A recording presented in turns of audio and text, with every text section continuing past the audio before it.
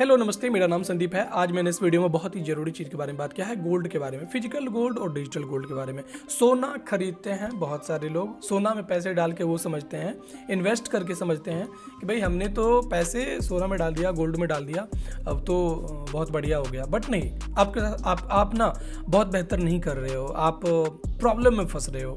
और आपको जो रिटर्न 10 ईयर में जितना आपको रिटर्न मिलना चाहिए था, उससे बहुत ज़्यादा कम आपको रिटर्न आपको मिलता है फिजिकल गोल्ड में, और डिजिटल गोल्ड में आपको ज़्यादा फायदा होता है। ये फिजिकल डिजिटल है क्या, उसको आसानी से बता देते हैं, समझ जाइएगा। और इसमें कोई पढ़ा लिखा व्यक्ति नहीं भी है ना, तो भी वो डिजिटल गोल्ड में इन्वेस्ट कर पाएगा। और क्यों डिजिटल गोल्ड बेस्ट है ये भी पता चल जाएगा। चलिए, मैं वीडियो को ज़्यादा बढ़ाऊंगा नहीं, सो या पॉइंट की ओर चलते हैं। देखिए, एक मिडिल क्लास साधारण व्यक्ति जिनके पास ज़्यादा दिमाग नहीं है, दिमाग नहीं इन द सेंस कि पढ़े लिखे नहीं है, तो मतलब हो गया ना, थोड़ा सा कम नॉलेज हो गया इस बारे में। तो देखिए, इन्वेस्टमेंट, अगर आप गोल्ड इसलिए खरीद रहे हैं कि आपके बच्चे, आपकी बेटी, या आपके जो जिनका शादी हो रहा है उनके लिए आप गोल्ड खरीद रहे हैं, बनवा रहे हैं, कान वाला या नाक वाला, या जो होता है ना, जो होता है, अब वो कर रहे हैं, तो वो एक अलग बात है, राइट। बट अगर आप गोल्ड को बना करके इन्वेस्टमेंट के तौर पे दे रहे हैं, तो मैं आपको कभी रिकमेंड नहीं करूँगा कि आप फिजिकल गोल्ड, मतलब कि ये जो फिजिकल हो गया, ये आपने कान वाला दिया, या ये जो भी आपने दिया, वो फिजिकल हो गया जो हम खरीदते हैं, दुकान से लेते हैं। एक होता है डिजिटल होता है कि भाई एफडी आपने सुना होगा, आपके बैंक में पैसे हैं, फिक्स डिपॉजिट में लगा दो तो 7% का रिटर्न देगा 1 साल बाद। अगर हमने 1 लाख रुपए एफडी में डाल दिया, तो 1 साल बाद हमें 1,07,000 रुपये मिलेंगे 7% के हिसाब से। 6.5 मिल रहा है तो 6,500 मिलेंगे। बट इन्वेस्टमेंट का दूसरा तरीका होता है कि गोल्ड में पैसे इन्वेस्ट करके। और लोग कहते हैं कि भाई गोल्ड में पैसे डाल दो तो गोल्ड कभी नुकसान नहीं देता है, घाटा नहीं देता है। देता है घाटा, नुकसान देता है, बिल्कुल यार। कैसे देता है मैं आपको बताता हूँ। गोल्ड का एवरेज रिटर्न होता है वही 8 से 10%, यही होता है एवरेज। बट हाँ, अभी इस साल का छोड़ के 40, 50, 60%, वो ये इस साल का छोड़ के, इस साल का मतलब कि 2025 से ये जो 2026 चल रहा है ना, इसको छोड़ के।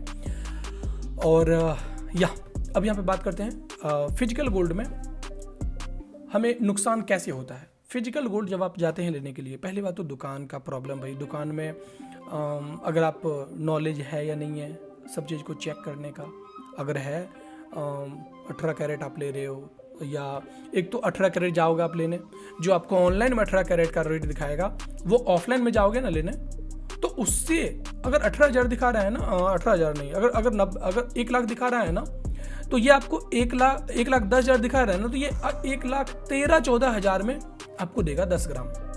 ठीक है, मतलब जिसको बोलते हैं एक भरी शायद, if I am not wrong. तो यहाँ पे क्या हो गया, एक तो हमें पहले ही बिना मेकिंग चार्जेस जोड़े पहले ही रेट हमें फिजिकल का जो ऑनलाइन रेट है और जो ऑफलाइन रेट है, पहले यही डिफरेंस आ गया। 2-3% का यहीं पे फर्क पड़ गया। ठीक है, 2-3% यहाँ पे होने के बाद अब प्रॉब्लम आ जाता है कि मेकिंग चार्जेस। आप जो गोल्ड ले रहे हो, बिस्किट तो आप ले नहीं रहे हो, बिस्किट लोगे तो थोड़ा बहुत फायदा रहेगा, लेकिन बिस्किट के लिए तो बहुत ज़्यादा रुपए चाहिए, करोड़ में चाहिए, 750 ग्राम नहीं, करोड़ नहीं चाहिए, थोड़ा कम ही चाहिए। बट या फिर भी 40-50 लाख में भी 40-50 या 30-35 लाख चाहिए उतने गोल्ड के लिए। बट ओके, हम बिस्किट से साइड होते हैं, नॉर्मल हम मिडिल क्लास के लिए बात कर रहे हैं। ठीक है, तो फिजिकल गोल्ड में एक तो रेट का डिफरेंस हो गया, 3-4% ऐसे ही भाग गया। दूसरा डिफरेंस मेकिंग चार्जेस में 15%। भाई 18% भी लेते होंगे, 18% तो मैंने देखा नहीं, बट मुझे पता है लूटने के लिए ना तरकीबें वो अपनाते हैं अलग अलग तरीके से। वो आपको वो कर देंगे 18%। अगर 15% लगा, 15% थोड़ा मोड़ा होता है यार मेकिंग चार्जेस। 1,10,000 का सोना ले रहे हो और वहाँ पे 1 लाख का सोना ले रहे हो, 1 लाख का सोना, और वहाँ पे 15%, 15,000 रुपये वो बनाने का ले रहा है। मजाक वाली बात है क्या? ऐसा होता है। जब आप गोल्ड लेते हो ना, कैलकुलेट करके देखो हर चीज़ को, और आप चलिए पढ़े लिखे होंगे तो आपके साथ वो नहीं करेंगे, बट जो अनएजुकेटेड होते हैं ना, जो साधारण दिमाग के होते हैं, तो एक ज्वेलर को पता चल जाएगा ना कौन मूर्ख है कौन नहीं है, किसके पास समझ है किसके पास समझ नहीं है, उसको तो पता चलता है। तो यहाँ पे फिजिकल गोल्ड में हमें यही प्रॉब्लम होता है, एक तो 15% ये दे दिया, 4% वो हो गया, 15 4 19 हो गया। फिर उसके बाद जब बेचने जाओ, अगर 5 साल बाद अगर आपको जरूरत पड़ गया, 10 साल बाद आपको पड़ गया बेचना है, और वहां पे बेचने में आपको सेम रेट नहीं मिलेगा, कम रेट मिलेगा। 1 लाख का लिए हो ना, तो अगर उस टाइम अगर 1,10,000 है, तो वो और 5,000 या और ज़्यादा अगर रेट हो गया, जो भी रेट हो गया ना, उससे 5%, 8%, नहीं 8% मुझे बोला गया था, बट हो सकता है कहीं कहीं 5%, मैंने बेचने के बारे में बोला था, तो उसने बोला था 5% ऑफ लगेगा, 5 या 8 ज़्यादा हो गया, 5% कम लगेगा। अब सोचिए 15% ये हो गया भाई, 4% वो हो गया, 15 4 19, फिर 4 ये लो, 25-30% एवरेज ले लो घुमा फिरा के, 25% 30% आपका पहले ही उसने लूट लिया, आपको चूस लिया। अब उससे आपका वो इन्वेस्टमेंट कहाँ से रह गया? आपने शौक से कान में पहनने के लिए, नाक में पहनने के लिए, उस चीज़ के लिए आपने लिया, ठीक है उस लेवल तक। अगर आपने इन्वेस्टमेंट के तौर पे गोल्ड लिया फिजिकल, तो इसको मैं बेवकूफ़ी बोलूँगा, बेवकूफ़ी बोला, सीधा बेवकूफ़ी है ये। क्योंकि भाई 30% यहाँ की बात होती है। अगर हम 1 लाख रुपए, 1 लाख नहीं, हम ले लेते हैं यहाँ पे 10 लाख, भाई 10 लाख में कितना हो जाएगा 30% भाई, 1 लाख का हो गया 30,000, 10 या 30, 3 लाख हो गया, 30,000, 30,000 इंटू 10, 30,000 इंटू 10, 3 लाख हो गया। हाँ, 10 लाख का 50%। सोचिए 10 लाख रुपए आपने सोना में लगाया और आपका 3 लाख बस गायब हो गया यूं ही।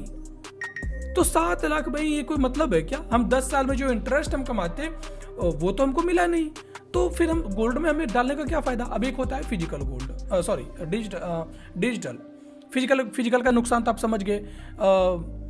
जो हम इंटरेस्ट के लिए लगा रहे हैं वो इंटरेस्ट हमें मिल ही नहीं पा रहा है, जो हम इन्वेस्टमेंट कर रहे हैं वो इन्वेस्टमेंट का फायदा हमें कहाँ मिल रहा है लॉजिकल तरीके से देखा जाए तो। दूसरा तरीका है भाई डिजिटल वाला है कि हम बैंक, अगर आपके पास दिमाग नहीं है, अगर आप दिमाग नहीं है इन द सेंस कि अगर आप पढ़े लिखे नहीं हैं, तो सीधा बैंक में बोलो, जिससे एफडी बोलते हैं ना ओपन करने के लिए, बैंक वाले को बोलो यार कि आप मेरा ना म्यूचुअल फंड कर दो और गोल्ड में डाल दो। एसबीआई का बैंक है तो बोल दो एसबीआई के म्यूचुअल फंड गोल्ड में डाल दो, या तो ईटीएफ आप ले लो, उसको बोलो कि एसबीआई का गोल्ड वाला ईटीएफ हमको 1 लाख का कर दो, जैसे बोलते हो ना 1 लाख का एफडी कर दो, 2 लाख का एफडी कर दो, 3 लाख का एफडी कर दो, उसी तरीके से आपको बोल देना है वो करने के लिए। फिर क्या होगा, जब बेचने का होगा ना तो आप उस तरह से बेच पाओगे, या तो जो भी कंडीशन होता है आप बैंक वाले से बात करोगे ना, वो आपका सेटलमेंट कर देगा।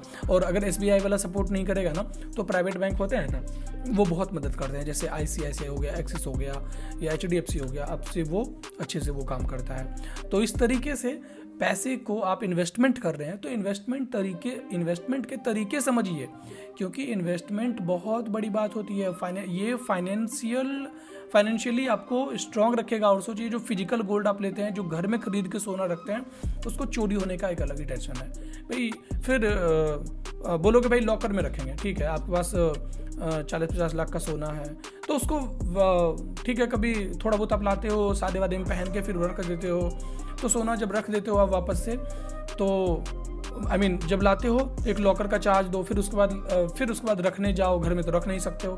तो मतलब भाई ऐसे ये करना ही क्यों यार? उससे अच्छा तो मैं बोलूँगा सिल्वर का बनवा लो, सिल्वर बनवाने के बाद उस पर प्लेटिंग करवा लो गोल्ड का, और उसको पहनो ना, शो ऑफ करना है तो लोगों के पीछे ना शो ऑफ करना है, या असली में पैसा बनाना है? असली में पैसा बनाना है तो वैसे नहीं बनेगा, आपको digital gold will help you भाई, ये सबसे बेस्ट है। और उस पर आरबीआई का अप्रूवल होता है। ये मत समझना कि भाई गोल्ड जब मेरे हाथ में ही नहीं आया तो क्या फ़ायदा, ऐसा नहीं होता है, वो आपके हाथ में ही होता है। एफडी में आप बैंक में पैसे डालते हो, तो वो क्या आपके हाथ में होता है?